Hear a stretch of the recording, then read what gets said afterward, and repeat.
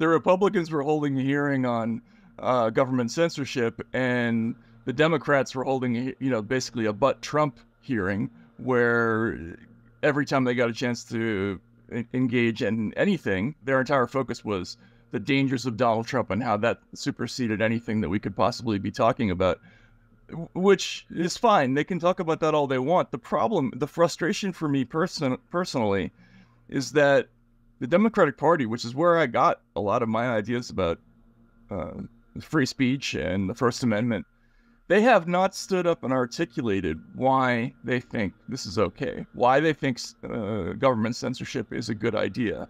They have indirectly done so, but not in a hearing like this, they've never come out and said, here's why we think it's appropriate for the Global Engagement Center or the Department of Homeland Security or the FBI to send masses of letters and flags and communications to these social media companies.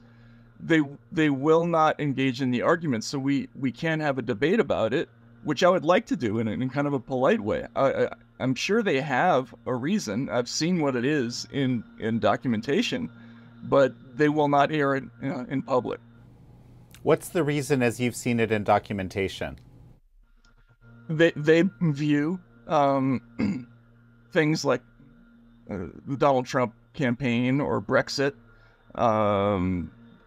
or the Catalan independence movement or the Proud Boys or a whole series of domestic political movements as existential threats that need to be stopped by any means necessary, up to and including the use of censorship techniques, or even, in some cases we found, maybe even infiltration, the use of sock puppet accounts to get into some of these groups, divide them, create diversionary tactics. I mean, they're using basically the same counterterrorism tactics that they applied to the propaganda of Al-Qaeda and ISIS now to domestic groups.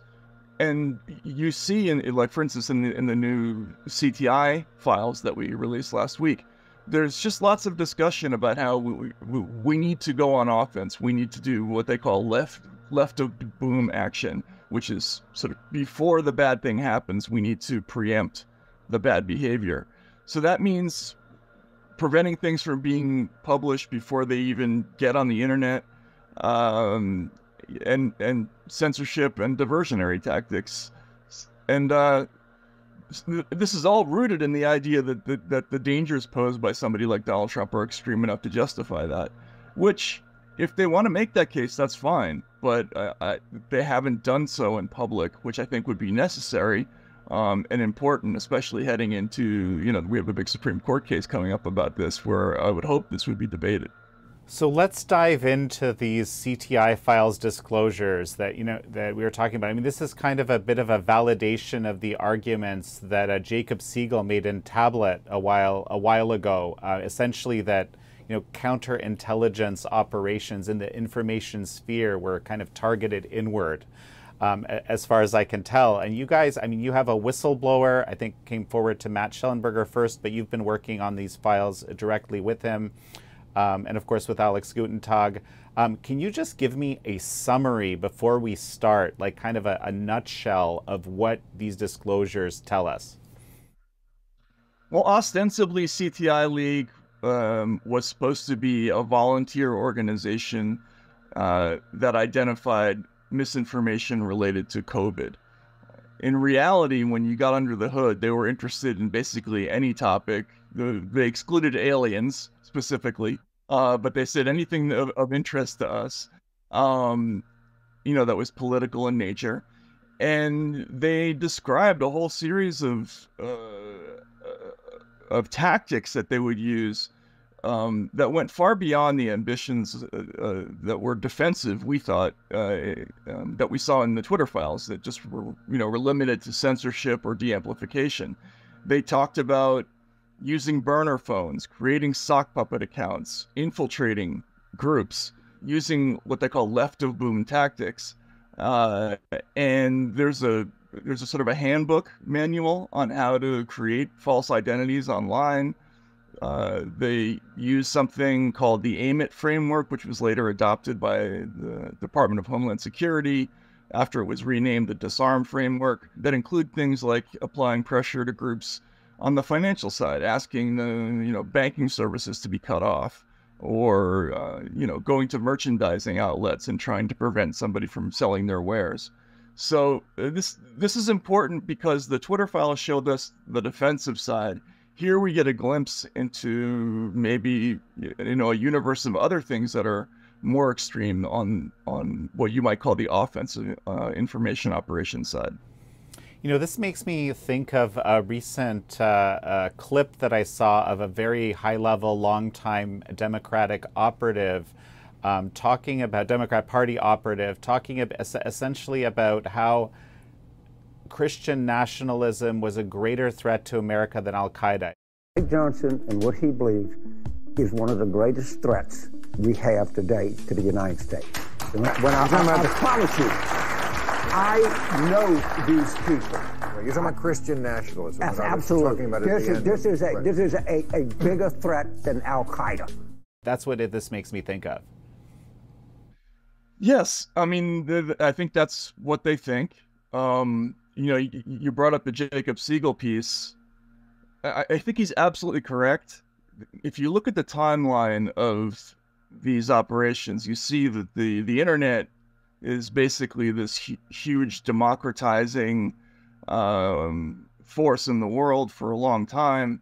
You might even say it had a tendency toward anarchy. It created all sorts of political energy that was uncontrollable. We see this with Occupy Wall Street, with the Tea Party, but then more significantly with the Arab Spring. And then I don't think it's an accident that you suddenly start seeing all of these anti-disinformation groups appear both in government and in civil society after 2015 and 2016, when you had a whole series of things that were very troubling to the national security establishment, beginning with Brexit, then Trump's election, the Bernie Sanders campaign, and then all these things to them are illegitimate threats of the same type that they thought that they had been dealing with overseas. And so, I had somebody describe this switch inward as CT to CP, counterterrorism to counterpopulism.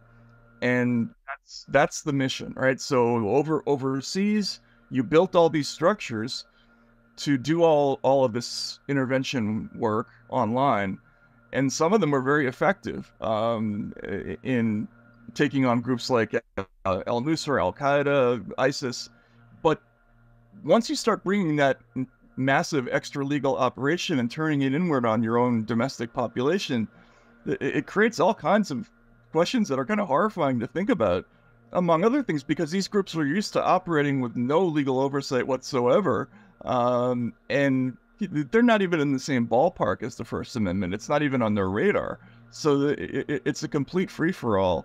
And that thing that Jacob was describing, which I call the CT to CP thing, it's horrifying. They cannot distinguish a legitimate political movement from a threat, and that's a serious problem. I don't know how long ago this was. Maybe you saw this, or maybe it's been here much longer than I'm willing to believe, and so forth. But there's just kind of this attitude, almost like in the zeitgeist, where it's become perfectly okay. It's like an ethical thing to do to, instead of give people the truth. I'm thinking, for example, let's just take, Fauci and masking. You know how he kind of flip-flopped on that and later said, well, I did it because I wanted to exert a particular behavioral response originally, right? But the idea was that you give people information to get them to do the correct thing, as opposed to you give them just actually the truthful information so they can decide what to do based on that. And I feel this has been like a shift in actually the cultural zeitgeist. Well, it's certainly a shift in the policy zeitgeist, right? Like their attitude, clearly, if you look in the Twitter files and the documents involving the Virality Project, which is the Stanford project involving COVID, they were defining disinformation as anything that, for instance, promoted hesitancy. Don't forget to subscribe to our Alerts newsletter, and you'll never miss an episode.